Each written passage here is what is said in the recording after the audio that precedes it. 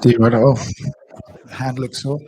Congratulations on a fantastic fight. It looked like a very hard, grueling fight. You've obviously had a little time to digest it and think about it. Give us your thoughts on the fight and your performance. Oh man, that fight went exactly how I imagined it would have played out.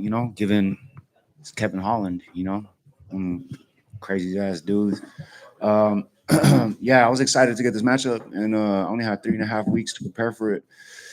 I didn't really prepare for him in particular. It was really like, just get myself ready to fight. Yeah.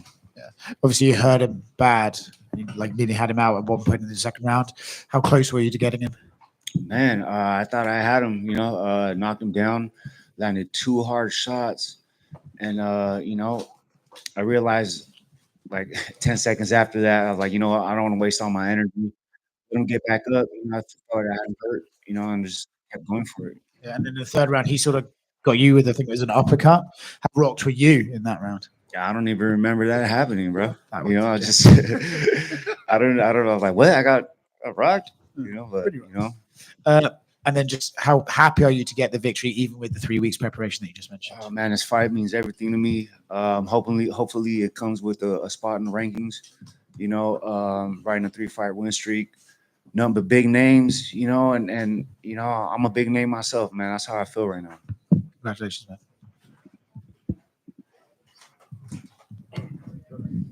D-Rod over here. Congratulations on the victory. You're obviously one of the toughest human beings to step in the octagon. Is there anything like growing up that made you realize how tough you are? Yeah, man. Every time I step in the cage or the octagon, I carry everything that I've ever been through in my life. I come from nothing. I come from a jail background, gang related background. And I changed my life. I'm grateful to be here. I'm grateful for everything and all the opportunities that I have now. And just my life could be way different. So every day that I wake up and I'm able to do this, I give it my all. D-Rod, on Media Day, we spoke a little bit about momentum. And we talked about, the fact that you and Kevin both had 2 wins coming into this one. Now tonight, you have 3 in a row. So what can you tell me about the momentum that you've got right now? Man, a couple fights ago, I was riding a 3-fight losing streak, and now it's a 3-fight win streak, 3 big names, 3 solid competitors in the UFC, and it's all momentum. The first one was the start of it. The second one, knockout, and this one is even bigger. It's probably one of the biggest wins of my career, and it's all momentum from here. It means everything to me. It's my career. It's my blood, sweat, and tears every single day. So the fact that I'm in the position I'm in right now, it just makes me like it's like a career revival to me. So I'm all in. I've always been all in, but I'm here to stay. You're kind of hinting at it. I think it's safe to say you might be hitting a new stride within your career. Is there anything that you believe that's really been a key factor to help you get to where you're at right now? Just the team, my team, my own self-will, my own willingness to get up and do this every single day. It's not easy, man. It's one of the toughest sports in the world, most competitive sports in the world. And I'm a dog, man. I'm the fact that I'm able to go out here and beat a dude like Kevin Holland is it's crazy, but it's all through hard work. I just believe in myself. And last question, what did tonight's victory teach you about yourself, man? Man, tonight's victory showed me I got that true heart, but I already knew that. I just had to show everybody. I showed I could bounce back from getting knocked down, hard fight, and yeah, man, I think that shit deserves a fucking bonus if you ask me. Thank you. Mr. Rodriguez, I have a question right here. What would you think about a possible matchup against a legend like Gilbert Burns? Who? You against Gilbert Burns next. What you think about Gilbert Burns? If the UFC wants that, I mean, I'm not looking to fight Gilbert Burns. He's a homie, but if that's what the UFC wants, I'm willing to fight anybody. I'll never say no. And thank you for your performance. You always put on great fights. Thank you. Thank you.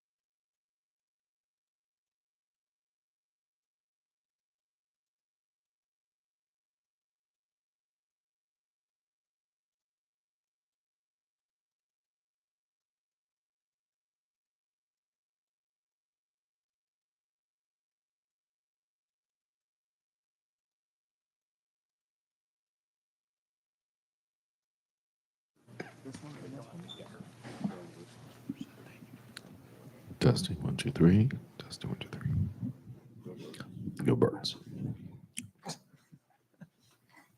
Always.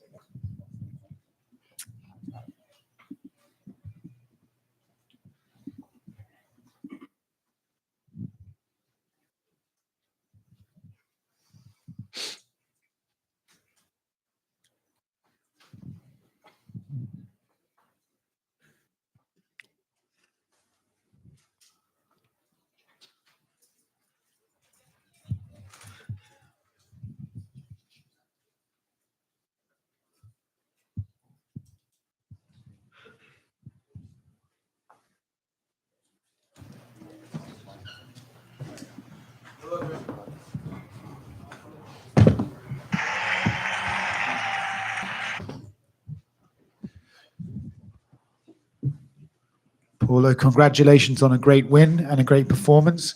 How happy are you not just to have the win, but to look almost as good as you ever have in tonight's fight? Thank you very much. I'm super happy. I'm grateful for God because I passed through bad moments. Maybe the worst moment in my career. I need to have a lot focus, equilibrium, balance. Good people surround me to come here tonight and perform like that very well against a tough opponent. Kopilov is a great fighter. He's top level, world level, high level on striking. Yes, and God support me. God keep me strong to come here tonight and perform. There were a couple of times that you hurt him, as the body as well. Were you making sure that you remained composed and didn't get carried away trying to finish him? You wanted to just make sure you were composed the whole thing? Pode ajudar, Fabiano? Você estava machucando ele. Você queria certificar, às vezes, poderia, talvez ter ido mais para cima, às vezes. Talvez você não foi com tanta sede ao pódio, assim, vou manter a compostura aqui, porque se eu for com muita sede, pode ser alguma coisa. Então, você foi calmo. Yes, exactly.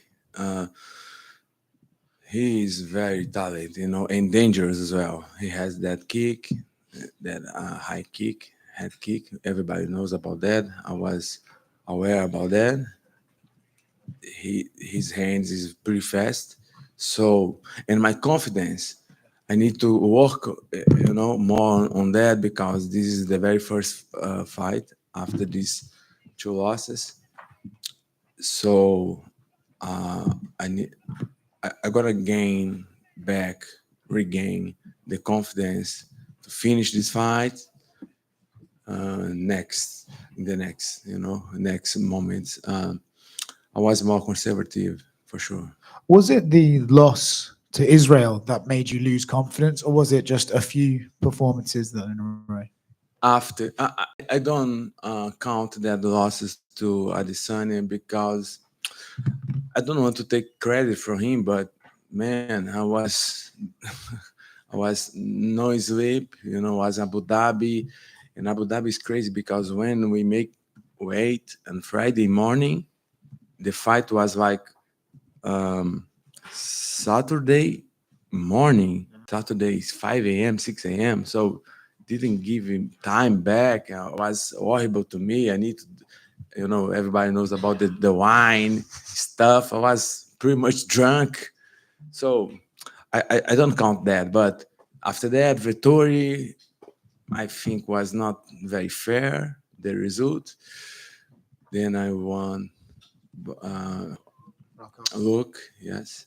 And had two losses to Whitaker and Strickland.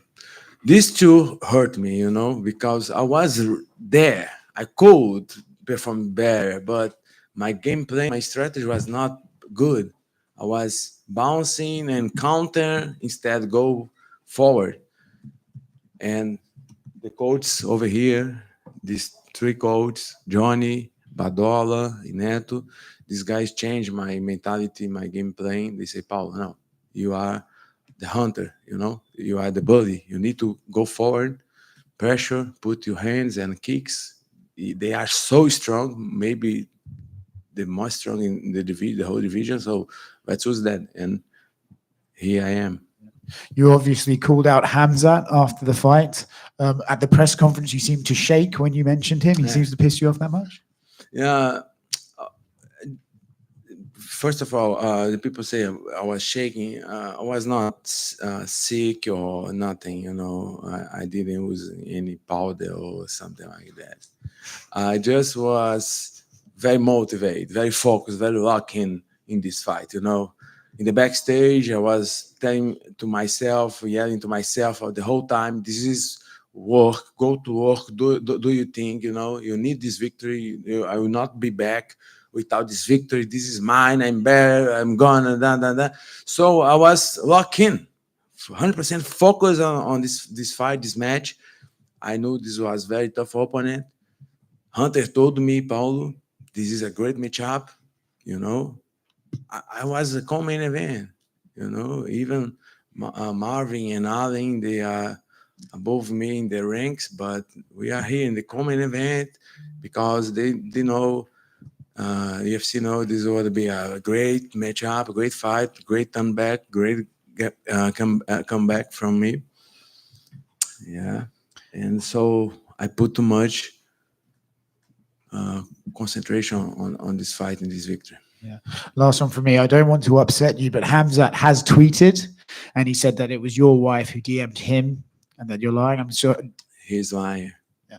Will you go to Chicago to watch his fight and show the UFC that's how bad you want to fight him? Yes, I plan to do that. I plan to do that. If UFC allow me, I will be there in Chicago in a few weeks. Paulo, congrats on the victory. Obviously, you're the co-main event to Dustin Poirier's last fight. What was that experience like, and do you have any memories with Dustin? Oh, I am so honored to be here. This is not for everyone. He's a legend. I remember back in the days, him against McGregor. He's part of history.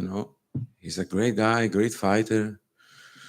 Yeah, he helped to build at some point this where we are right now. So cheers for him. I hope he don't stop. I hope he keep doing maybe two more, maybe one more to finish with a great victory, right?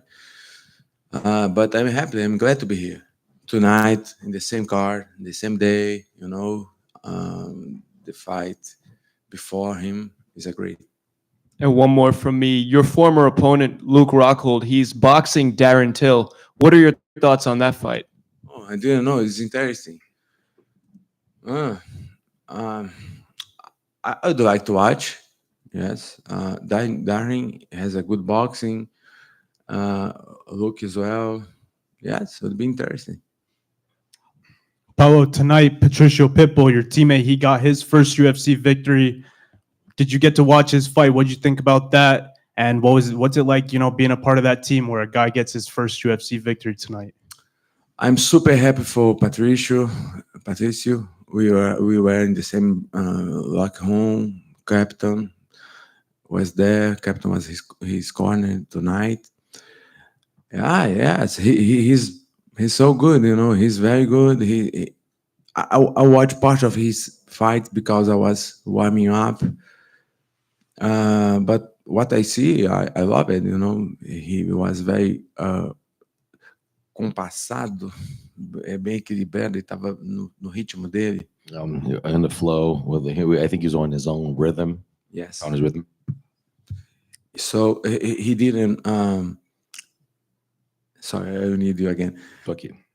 Ele não ficou apressado, ele manteve o passo dele e levou no passo dele, no jeito que ele achou que ia ser mais seguro.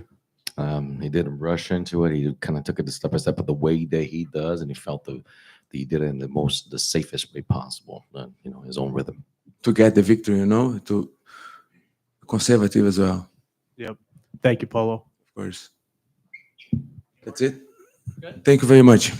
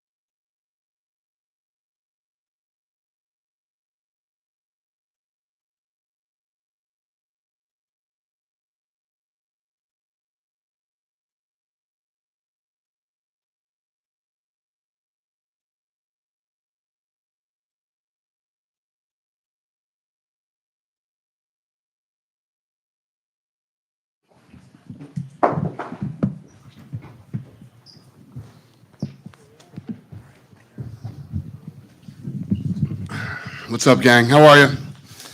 The attendance tonight was 18,138, sold out. $8.09 million, the highest grossing gate ever at the arena. The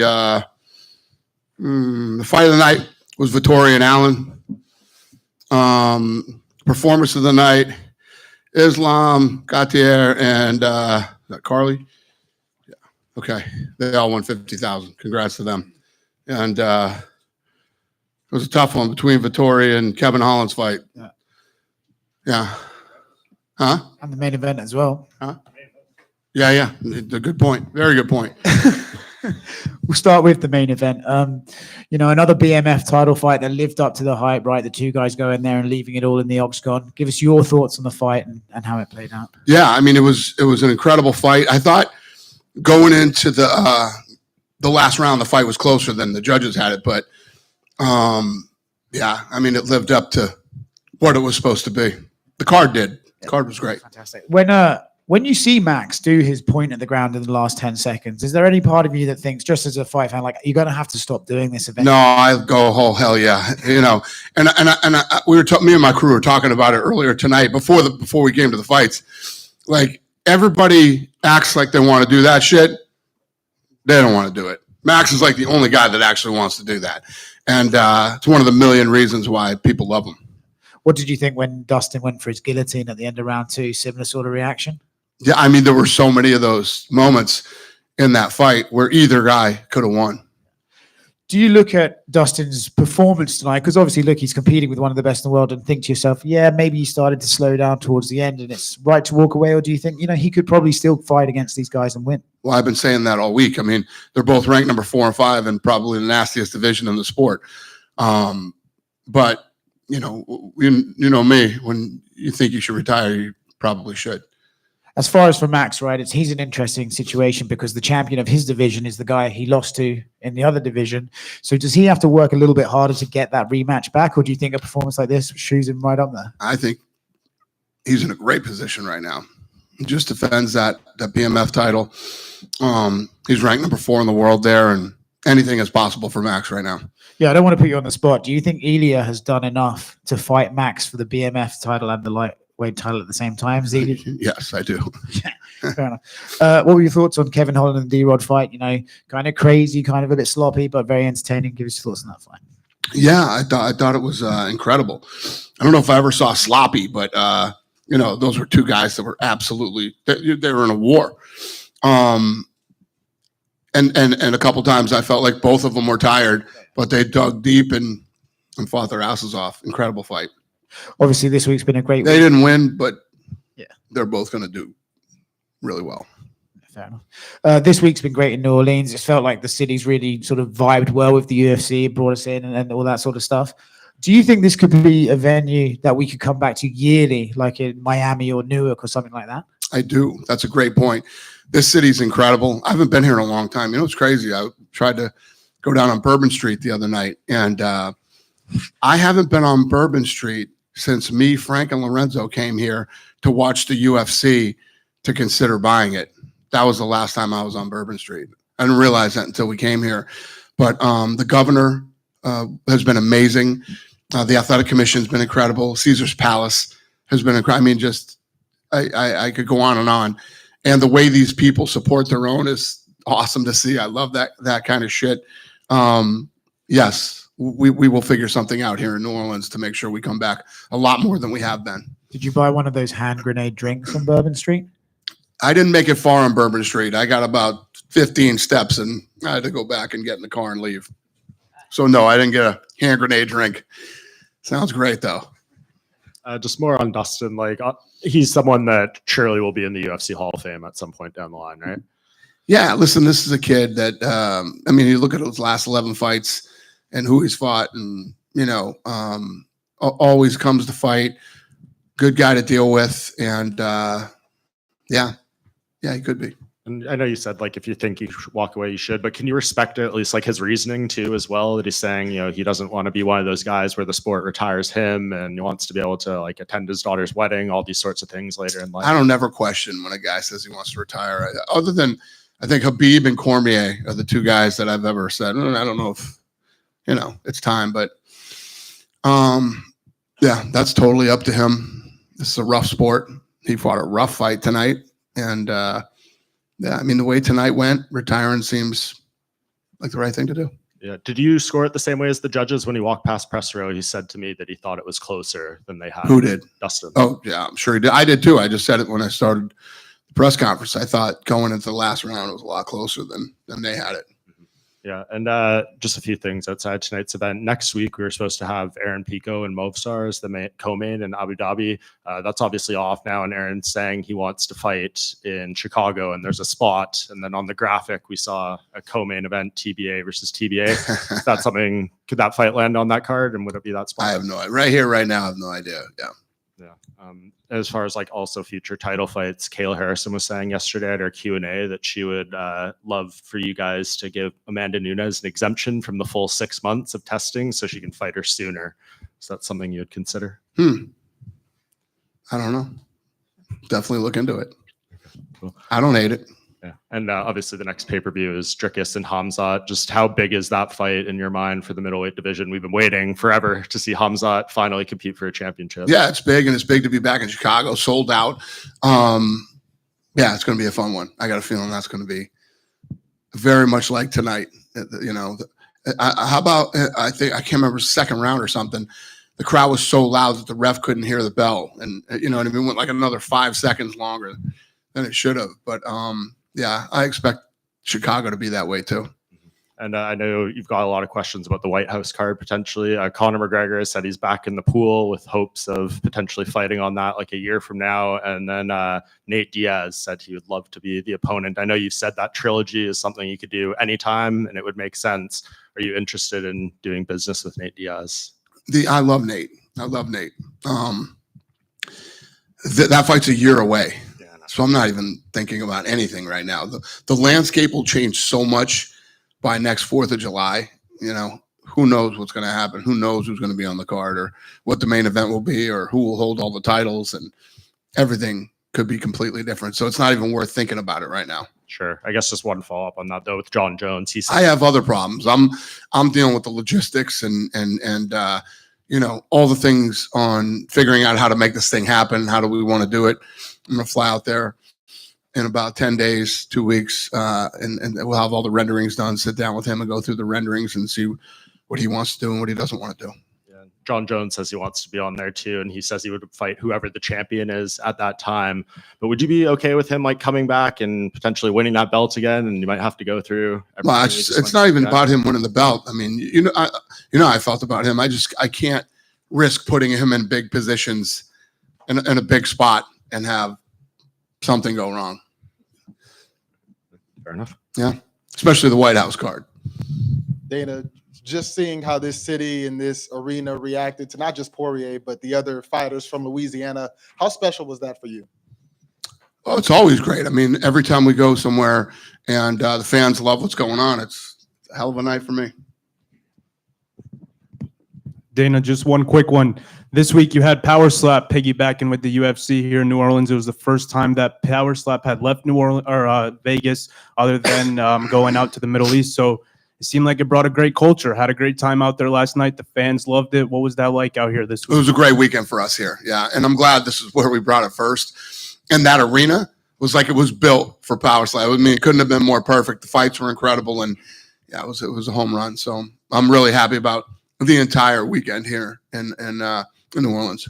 Do you think that once you get Power Slap kind of on the road officially like that, maybe almost every pay-per-view will have a Power Slap card to go with it? I don't know. My game plan with that, for those of you that have come and seen it live, it's like the UFC in the early days. Half the battle for me was getting people into the live event because nobody would come to a live event and go, yeah, I don't ever want to come to one of these again. And that never happens with Power Slap. It's the exact opposite. Everybody who comes to Power Slap goes, wow, this is way better than I expected it to be, and it's a great live event. So the game plan is exactly the same. Move it around the country, take it everywhere, and let people come experience it live. Thank you. Dana, you had mentioned about New Orleans and everything like that. We have We had, of course, Dustin. Earlier, we had Brendan Allen. We had Carly Judice. What can you say about these Louisiana fighters that you have right now? What can I say about them? Yeah. We like them. They're great. Tonight was a huge success. The obviously the gate, the buzz, the energy in this town, and everything. I mean, it couldn't have been better. And everybody showed up and put on a great performance. So, yeah, very happy. Just one quick, maybe stupid one for me. I always noticed the power slap solo cup there. What does Dana White drink in that power? I see. Lots of different things. What's in that post fight? Right now, it's Coke Zero. Yeah. Dana over here. Yep. Just one. Two fan favorites in the lightweight division, Charles Oliveira and Max Holloway. They've both lost to the champion. Ilya, are you open to doing a Max Holloway Charles Oliveira fight for the BMF belt? Anything's possible. I like his idea, I like your idea. The great thing about that division is there's so many incredible fights that you can do. You have Ilya, who's the champion. You got him with a BMF belt, and there's a lot of things we can do. Thanks, Dana. Yep. Dana, just one for me about the White House card. Do you expect the logistics to be more intense than the Sphere was, or do you think it's going to be easier than? No. Not the Spheres. Listen, there's been one person that's done the Sphere, right? I thought after we did it, people would be running to the Sphere to do it. The Sphere is very challenging and very expensive. The difference with the White House is that I don't think they've ever had anything very heavy out on the lawn, and the octagon alone weighs 20,000 pounds. So, you don't think the outdoor is going to be harder to deal with than? Oh, it will be, in its own ways, but not harder than the Sphere. Okay. Sphere is very unique and very challenging. Hey, Dana, I have a question right here. Yep. What do you think about Islam Dulatov's performance? He's a huge star in Germany. The UFC hasn't been in Germany since 2016. What do you think about the performance?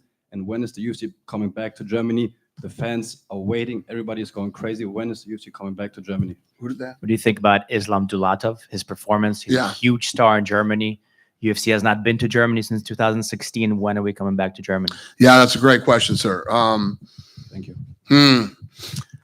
Yeah, well, obviously he won a performance bonus, so he obviously did great tonight. But yeah, Germany's interesting, and we had a run there where we were heading to Germany all the time, like you said, and I don't know the answer to that question, but yeah. Second question, Dana, does it make you proud to see someone like Dustin and Max? They have over 60 combined fights in the UFC. Does it make you proud to even you grew up with them together and see how far they come? They always performed, always made weight. Does it make you proud to have two fighters like that on the roster? Yeah, yeah. I mean, that's why. That's why. All of you guys and myself and if you look at the way we celebrated him tonight on television, you guys probably didn't see it, but if you see a lot of stuff, even Mark Zuckerberg had posted about, how we told the story of Dustin Poirier tonight. Yeah, we have a lot of respect for him, proud of him, and same thing with Max. Is there a favorite moment in Dustin's career? Maybe a story that we don't know, or like a favorite fight, a moment of Dustin's career? Off the top of my head, he's had a badass, unbelievable career and has accomplished a lot of things. But off the top of my head, there's not one moment that stands out. No. And last question for me: how big is the possibility that we ever see a podcast on Joe Rogan? You, Joe Rogan, and Conor McGregor? Probably never. Probably never. Thank you, Dana. Great All right. show tonight. Thank you. Dana, I want to go back to the early prelims. Jimmy Crute called out Dustin Jacoby. We know Dustin's out with a hand injury, obviously, but he kind of teased about Dustin kind of teased about November 30th down for the challenge. Those two guys, Jimmy performed well tonight. What kind of matchup would that look like? Right here, right now. Again, I don't even think about this shit at the end of the night. We'll take the weekend, and on Tuesday we do matchmaking, and we start to talk about what's next and what we want to do and what we don't want to do. I really don't think about that stuff tonight. Go ahead. Dana, now that Dustin's career is said and done, what do you want people to take away from not just his career, but also the growth that he had from the time that he started up to now? Yeah, well, like I said, I think tonight, we celebrated Dustin, on the broadcast, and then to have the fight here in front of his people, and they showed up and they made the event really fun tonight. My girl Amber was saying to me, I was already in the back room, and she said not one person has left this arena when he was still out there talking. That's pretty special. I mean, you guys know you've done enough fights before Rogan even gets up into the octagon, half the place is gone. So the fact that they all stayed for him tonight, showed up for him tonight, broke the arena record tonight. The list goes on and on. Big night for him. Thank you, Dana. Dana, over here. One question, Dana. Yep. Over here, back here. Yep. Do you think it played a factor that Dustin announced the retirement? Because it kind of seemed like just the emotions, everything that he went through kind of played a factor early on in that fight. Do you think that played a factor early on in the fight for him? Do I think that because he announced the emotions he went through during the week, people sending him cards and all the things, the reception he got, do you think that kind of played a factor, just kind of making him emotional in early on in that fight? You'll have to ask him when he gets in here. I don't know, but yeah, I would imagine it was hard for him not to be emotional. I mean, even when he was saying earlier, what if he had won? Would he come back? Would he, I think that when you do what these guys do and you come here and this is your last fight ever, and you walk out of that tunnel and you get the reception that you get at the end of a round that you did well, the place is so loud, the ref can't even hear the bell and shit like that. It's got to be so hard to walk away from this and the feeling that you get from it. So I'm sure it was very emotional. It's probably going to be emotional for him for the next week. Just one more.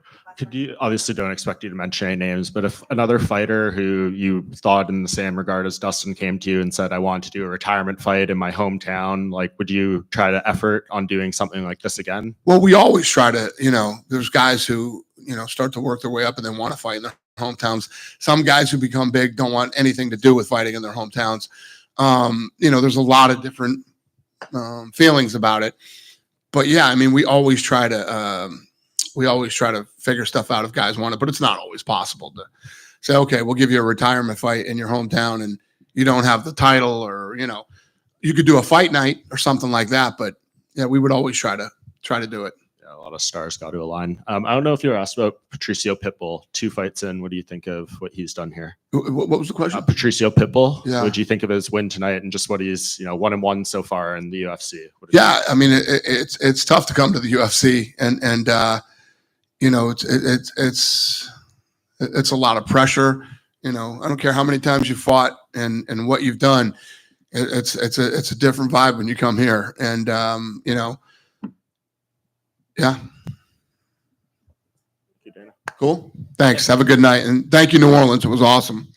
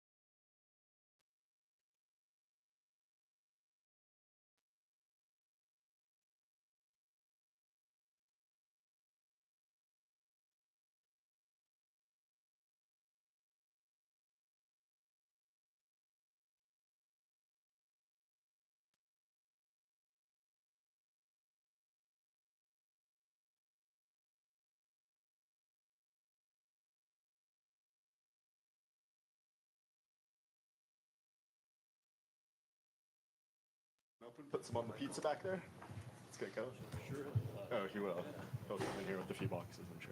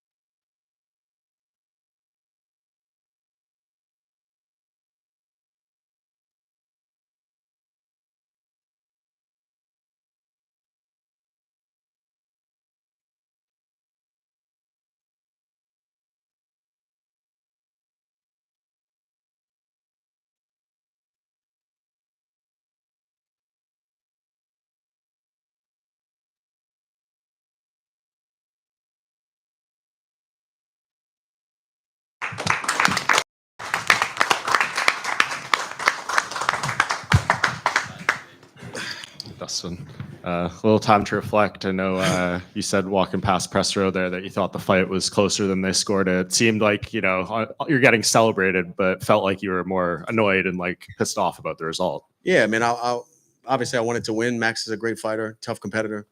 I just felt, you know, being inside the eye of the storm, it felt a lot closer to me. You know, I really thought it might have been 2-2 going into the fifth. Mike Brown checked the scorecards when we got to the locker room, and I think the judges gave me different rounds. So I don't know, you know, I think all the judges gave him the second round. I thought I almost had him out. He hurt me too, but I thought my shot was, when I followed up with elbows, I was cracking him. He told me in the medical tent, he said, man, you had me out. We couldn't hear the bell. So it felt, you know, being in the fight, it felt like a lot closer than that. When I heard the judges 49, whatever, I was like, no way. You know, it's closer than that. But like the man says, it is what it is. Does any part of you regret going for the guillotine and not continuing to punch in that? When I had him hurt? Yeah. Nah, never. Had to do one last one. One last one. And damn, I really thought that was going to be the one, man. I had him hurt, but he rolled to his back and I just couldn't control it. Yeah. And any more immediate thoughts about what you could have done different? I know that'll evolve over time as you watch it back. But I feel like, well, going into the fifth, I thought it was close. I thought it might have been 2-2. So winning the fifth, I could have put myself in harm's way a little bit more. Maybe I would have got finished. Maybe I would have finished him. You know, I could have took more chances in the fifth. But up until that point, I was playing it. I was trying to fight like a professional, be smart. It seemed like he was waiting to counter me with his right hand every time I would come in. But the crazy thing is he never threw it, but he felt like his footwork and his movement was ready to throw that right hand. So I didn't want to take too many risks getting countered. I didn't want to miss and get countered. And he had already hurt me in the second round. So, man, I fought, and I thought I was doing well. You know, I thought it was close rounds every time. So looking back, hindsight's always 20/20. But I thought I fought smart, and yeah, I tried to win, man. I really did. How does your body feel right now? Because he was kicking you and punching you a lot in the body. Yeah. The shots he was landing with his right hand, those long right hands were hitting the right side of my body. I'm fine. The kicks, though. The kicks on my left side's a little banged up. And I know you like the dream scenario would have been get your hand raised, never lose 2 in a row, all those things. Does any part of you digest this and think like it didn't go your way, and that's even more reason that shows like you're making the right decision to walk away right now? No, I thought I freaking competed with the best guy in the world, and I thought it was close. I felt good in there. Cardio felt good. My movement felt good. But and I wanted that. I wanted to go show that I can compete and make it close to where I can say, hey, look, I'm still at the top of my game. I'm going out because I want to. You know, I wanted it to be a war and a drag 'em out fight. And yeah. Well, I think you proved that. And I mean, from everything that's happened this week, the way you've been celebrated, like I'm sure you can't sit up there feeling like a loser by any stretch. This was such a win, the whole experience, it feels like. It was amazing. I really felt appreciated this week. And I know I said it a couple of times in interviews when people ask me about it. I never look back or look at it on like a third person before this week and say, wow, I did accomplish a lot in the sport, or, you know, I did make people feel certain ways and make people inspired. I didn't think about that, but the love and the outreach this week has been incredible, and I really feel it. You know, I really feel it, and I'm just thankful that people got inspired or people follow my journey. And you know, you can do anything you put your mind to, and that's what I want my story to be. I want people to realize that no matter where you come from, if you believe and work hard enough, you can make dreams happen. You know, because I'm just a kid out here walking out with Lil Wayne, living his dreams, man, crazy, putting on wars, you know, with the best guys in the world. That's what a beautiful life. It's a beautiful story because I know the author. That's what it is. Dustin, now it's funny to see you up here frustrated about this result because now you're retired. Are you going to have to get less competitive, or are you going to be one of those sort of dads at the soccer game shouting from the sidelines and continue on? Dude, nobody wants to get in the fight of the night on the soccer sideline, man. I promise you that. I still got it. We'll see, man. I have a lot of stuff to keep me busy, but nothing's ever gonna fill this. You know, nothing's ever gonna fill that void of walking out to a crowd trying to will you to win and fighting one of the best guys in the world for 25 minutes. I don't know if anything's ever gonna feel that way again, but hopefully I can find something. You know, I would love to stay connected to the sport, keep working for ESPN. You know, the sport has given me everything I have in life, and I would love to watch other kids chase their dreams and put my 2 cents in what I think I learned through this decades of doing this. Obviously, when you're in the fight, it's about to start, you're getting your introduction, you're focused, but as you went in the cage, was there a part of you to think, I have to take this in because this is the last time? Yeah, all week I've been thinking about that. I need to be in the moment. I want to feel it all, because a lot of times you can get, you know, lose those moments because adrenaline and your blinders are on, your tunnel vision. The adrenaline's pumping so hard, you're just focused on the task at hand.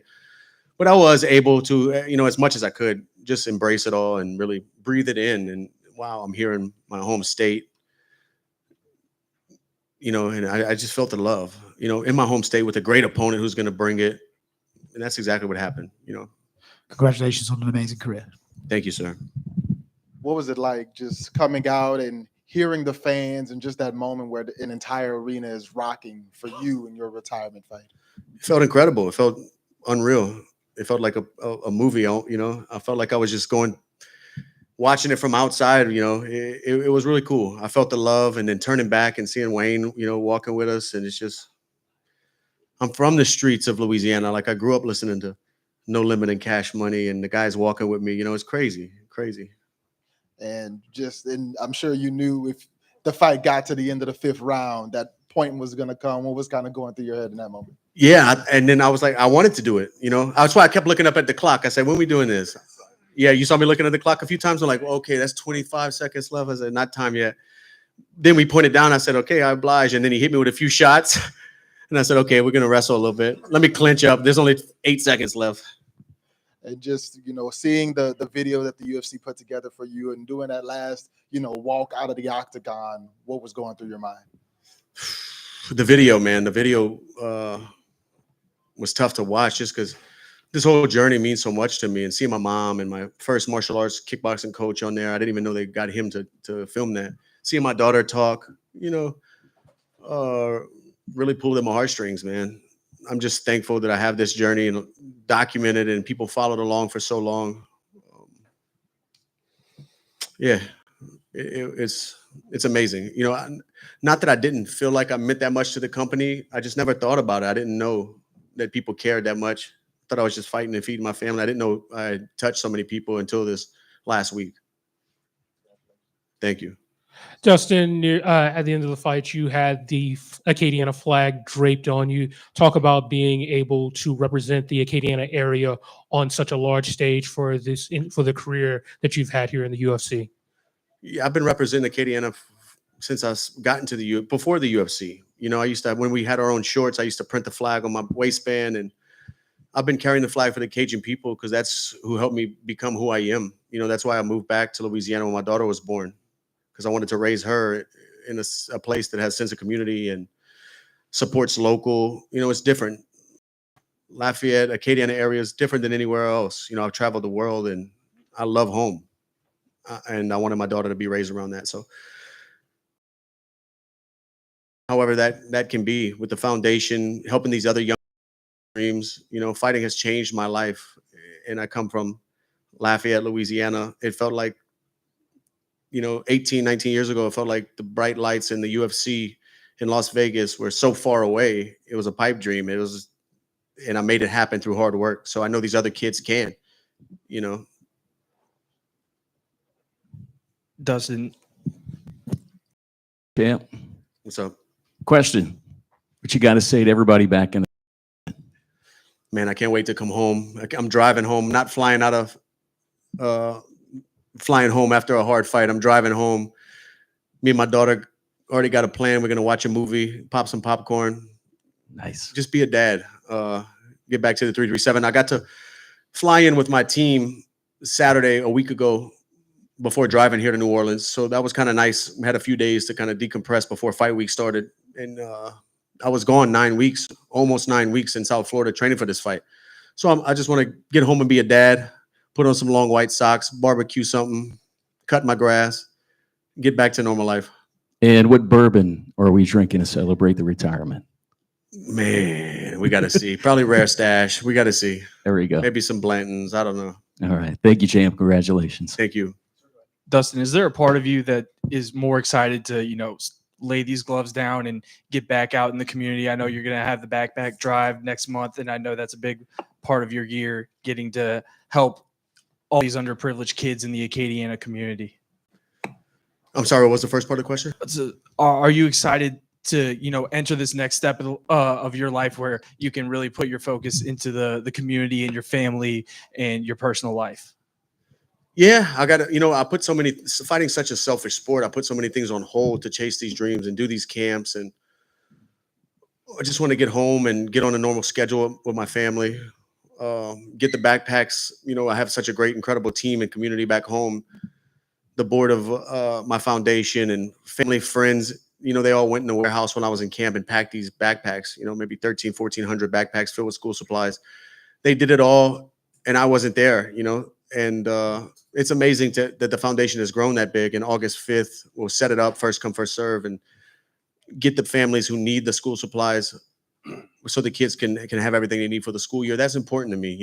I just don't know what it's going to take to keep this thing going as strong as it has without this fight war memorabilia, because I've been auctioning off every fight and using this platform I have, building these fights to represent Louisiana and be a megaphone for the people whose voice isn't heard, so we'll see what kind of pivot we're going to have to do to continue raising money and making things happen. But that's always a passion of mine. I just spoke to Max.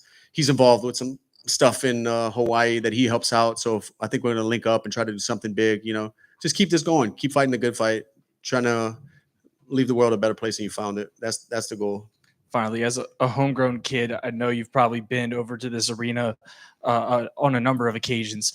Do you think that anything that you've seen here in the past compared to the level of volume that you heard tonight from everybody here in Louisiana? I didn't hear the second round. I didn't hear the bell at all. Zero.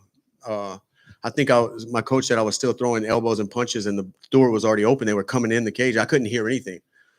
No, it was crazy. It was crazy in there. Even before Max walked out, when they were still finishing my walk-in, it was like I couldn't hear my coaches talking to me, and they were standing right there on the cage in front of me. It's amazing. I love the support. But yeah, I've been to this arena a few times. Thank you, Dustin. Dustin, straight ahead. First of all, congratulations on an amazing career. As someone born and raised in Louisiana, thank you for being not an advocate just for the MMA, but for Louisiana also. And I got to ask, with everything going on this week, how were you able to just kind of focus on the fight once you got in there? It's tunnel vision. Like I'm just muscle memory. Once that door locks and that bell rings, it's go time. I'm not thinking about anything else. The distractions more came this week, not fight night. It was more this week of people reaching out and all the interviews and trying my best to represent the state of Louisiana and talk about what we have going on in the culture here. Just getting pulled a lot of different ways, but fight night felt like any other fight night. It was a lot louder and I felt the love, but it was no distraction at all. And finally, with all the kids in the stands, what piece of advice would you give to the next Dustin Poirier that's out there and was watching you tonight? To chase your dreams, whatever's in your heart. Don't listen to the critics. Don't listen to the outside noise. Really, if you have a goal, if you have a dream, you can make it happen. You really can. If you have hard work, dedication, you can, like I said in the press conference, you can move mountains. Things that seem impossible are possible if you really believe and work for it. Anything, no dreams too crazy. Thank you. Hey Dustin, congrats on a great career. You're an inspiration to all the young fighters out there. I have a question. Can you talk about American Top Team and how it changed you as a human and as an athlete? The people you met, the people you trained together. Can you say something? Yeah, it's a about great that? American Top Team is an incredible gym. I moved there in 2012. I actually drove. I flew out, spent a week there, flew home, and that same week I was home. I got a U-Haul, packed all my stuff, got a car hauler on the back of the U-Haul, and drove there. My just completely left home. I said I need to be here. I need to be training with these guys. Back home, I had great coaches, great training partners, but they were like part-time. You know, it was just like a hobby for them. When I went to American Top Team, the mats and the coaching staff was filled with people who do this for a living, and I knew I needed to be there. And yeah, I've been there since 2012 with the same guys who are in my corner tonight. You know, it's more than just coaches and training partners. It's family. You know, we've been through so many fight weeks, so many ups and downs, so many celebrating nights, so many crying nights, that we have a bond that you know will be forever. My last question is, do you remember the moment you first fell in love with the sport, and what would that young Dustin Poirier think about the person that's sitting right there on the stage? Yeah, I remember. You know, I started boxing when I was like 17. Then I started fighting MMA when I was 18, and I just remember falling in love with the one-on-one competition that I couldn't point the finger at anybody but myself if something went right or wrong, and I just love that. You know, because I always feel like I can count on myself, and yeah, I fell in love with it from an early age. And if I can talk to that kid, I would tell him it's going to all be worth it. You know, it's going to all be worth it in the end. Thank you. You're a legend. Thank you. Thank you, man. Dustin, thank you for your career and for the fight tonight and in the back here. So this was your last fight, but kind of going off that last question, I wonder if you have any recollection of your first fight. And I'm not necessarily talking about UFC or professional fighting. I'm saying any scrap in the schoolyard, anything that first kind of had that impact on you. Oh, I got a bunch of those. I don't know the first one. Is there one that sticks out? I remember my first mixed martial arts fight ever. I don't. Yeah, one does. My nose is bleeding a little bit. One does stick out.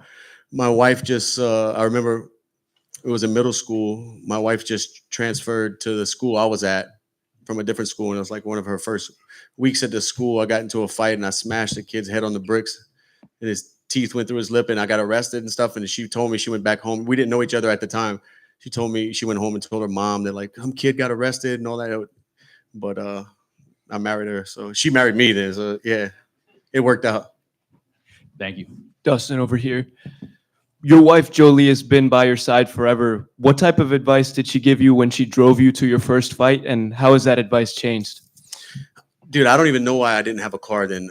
I might have been in between cars. My car just broke. She had a car. She drove me to Texarkana from Lafayette, Louisiana.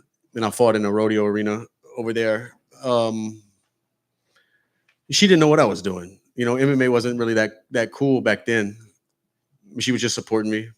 She was just supporting me chase my dreams. And yeah, I would wait for her to get off of work to use her car to go to the gym. I would ride a bike to work. And, you know, me and my wife been through it all at a young age. Dustin, 15 years ago during the filming of Fightville, you refused to call yourself a professional fighter because you weren't exactly, you know, providing for the family at that time through fighting. And now, on the day that you retire, you accomplished that goal and so much more. How does that make you feel, man?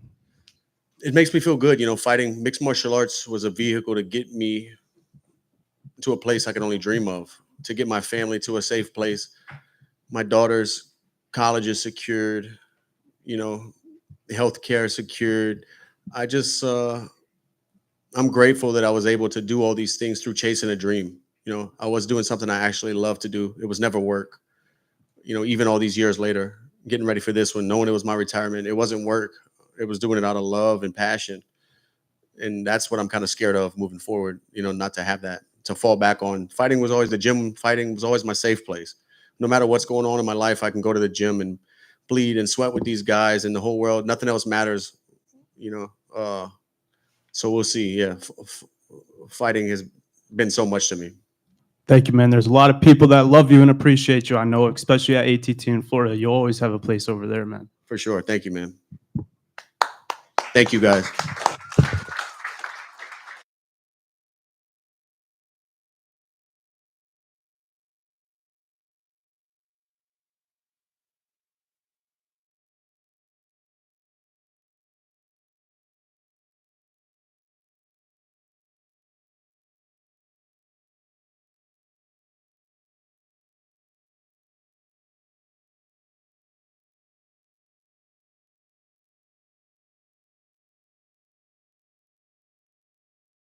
this. So look out for that.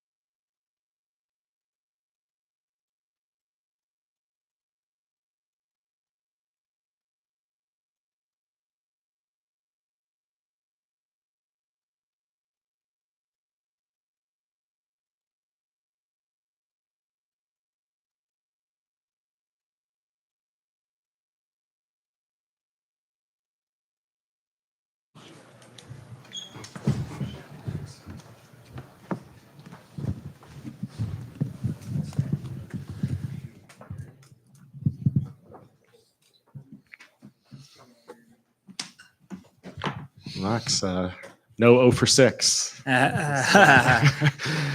happy are you right now? I'm pretty happy, man. Like I said, though, it sucks, I came in here to be spoiler. That's what I'm gonna do. But it sucks to do it against a man like that, you know. Like I had to do it for against Korean Zombie. Now I do it against Dustin. This guy's just great people, you know. Forget what they did in the fight game. They're just great human beings, man. They're great. They're just great people, and I got nothing but love and respect for him. What he did. He is a BMF in every sense of the word, man. He was up 2-0. Done gave me the opportunity to get him back in the last fight. That's what BMFs do. And this guy got to walk out with Weezy, bro. He got Weezy to put the belt on us. So that's pretty amazing. Yeah, definitely. How different did he feel in there compared to 2019? Maybe not obviously the first fight, but the second one. I mean, he stood crack. He stood hit hard as shit. You know, you saw what happened in the third round. I mean, in the first round too, I was like, oh yeah, I got him. And then I was like, what the hell, bro? This guy kept coming back. You know, I kept forgetting that this is a retirement fight. His name is the Diamond. So I'm happy we got to give the guy the 5-round roar. You know, I mean, I hope you guys gave shit to Dustin, not Dustin, but to Dana. How the hell did we not get fight of the night, bro? What is he thinking, bro? Come on, Dana. Yeah, I said something to him. Yeah. He didn't give you an extra one. Sorry. Would have been unfortunate too, because I think Dustin's tied for the second most fight of the night. So it would have given him the record on the way out. But nevertheless, you got the win and handled it super gracefully. How hurt were you in that second round? And I guess how happy are you that you could show, you know, all the questions about your chin, you can make it through a hard shot and come back, win the fight? I mean, yeah, I was pretty hurt, bro. I can't say nothing. You know, at the end of the day, I was calm. I was cool. I was just chilling. So I was happy that we got it done over there. Yeah. If he didn't go for that guillotine and kept punching, would he maybe have you in real trouble there? I don't know. I don't know. I couldn't tell you, you know. But when he grabbed my neck, I was like, not today, sir. Not today, bro. You ain't getting your bronze statue in front of your house. Not on me, bro. You already submitted my ass one time. Yeah, for sure. I guess how much did you learn from the Volkanovski trilogy that you were able to take and to apply to Fight 3 here? I mean, nothing really, bro. This is totally different guys. You know, I got to share the octagon with 3 guys. You know, I thought with the Volk fight, Volk is just a different animal. You know what I mean? And that trilogy, I thought I did enough in the second one, but obviously I didn't. And then the third one happened, so it is what it is. That's just history now. You know, there's no reason to be soaking in the past, you know, or worrying about spilled milk.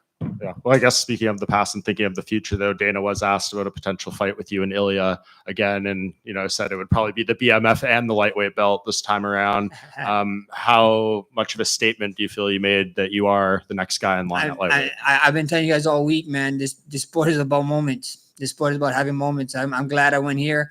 I did this moment, and we see what happens. You know, if it's Ilya, the ball is in UFC court. You know, I mean, I'm down forever.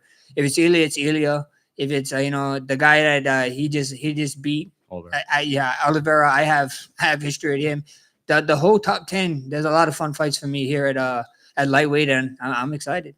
And just recap the point down moment this time around. Dustin was saying you were both looking up at the clock. Yeah. When I saw Dustin looking at the clock, I heard my corner say 30 seconds. And I saw Dustin looking at the clock. I was like, this motherfucker's going to try to point down before me. You know what I mean? So I'm glad he let me do the point down. We did it, and that was fun. And he kind of admitted you got the better of it, and he was forced to clinch up with you. So 2-0, 3-0 on the point downs, I guess you are. It is. Yeah, it is what it is. How? I mean, it looked like it was a big part of the game plan, but how important were those body kicks for you tonight? It was huge. You know, I think so. The body kicks was the game changer, man. I think I landed some good ones, and he was saying too, oh, that was a good one in there. So at the end of the day, I think those body kicks help a lot. Yeah. When you we just saw you at this weight, and you said about this camp, you really didn't have to worry about going back down and all that sort of stuff, so you could put on more size. It did look like you were hitting harder as we've seen you hit before. Did you feel stronger in there? Oh, for sure, bro, for sure. After I hit him the first round, I was like, oh my gosh, we might be out of here early, and then. And he reminded me, you know what I mean? He reminded me, I'm the Diamond. This is my retirement fight. I ain't going nowhere. So that guy is tough as nails, man. Yeah. When I remember in the lead up to the first fight with Ilya, he brought his own BMF belt and stuff like that. Now, after this point, do you think he's earned a BMF fight? Oh, for sure. At the end of the day, it is what it is, but it just makes no sense what he's doing, walking around with it, whatever. Did you see Islam walking around with a champion belt after beating Volk 2 times? You know what I mean? Like, it is what the belt wasn't on the line. Get over it, brother. Why you spend money on a damn fucking belt? That's just crazy to me. I know you're rich now, but come on, that is a waste of money. When you point down to the ground and the other guy sort of it does end up engaging in the clinch, is part of you disappointed because they negate the moment, or do you think, well, I get it, I just landed about 5 punches on you? No, it happens. It happens. I land a couple good shots. I mean, me and him was hitting each other with some great shots. You know what I mean? And I was just glad I got to get the better of him. I'm glad I didn't clinch, but the shoes on the other foot. Who knows? Maybe I would have clinched. But at the end of the day, I just happy he obliged, and I got to get the best of him. Nice, man. Max over here. Congrats on the victory. Obviously, your coaches have played such a big part in your life, even though they're pretty low key. What's the biggest thing they've taught you outside of fighting? Just be a good person. Be a good person, and they're great guys. I mean, they keep me in check. I mean, they're. I mean, I can't say enough nice things about them. I love them. They look at me like I'm their own, like I'm their kid. I met these guys. They're all 10 plus years older than me, and I met these guys when I was a young kid, when I was 19, 20, and look at me like I'm a child to them. So I got nothing but love for them, man. I owe them a lot. Congratulations. Thank you. Max back here. You kind of embraced that villain role of, being the spoiler on Dustin's homecoming, his retirement fight. But just talk about the atmosphere from this crowd that got behind their hometown kid, and how cool was that? I loved it, man. I loved it. I know I had to beg for the booze, and I'm glad I did. I'm glad I did. I'm glad I got it. He deserves it. Like I said, if this was in Hawaii, brother, you guys getting booed.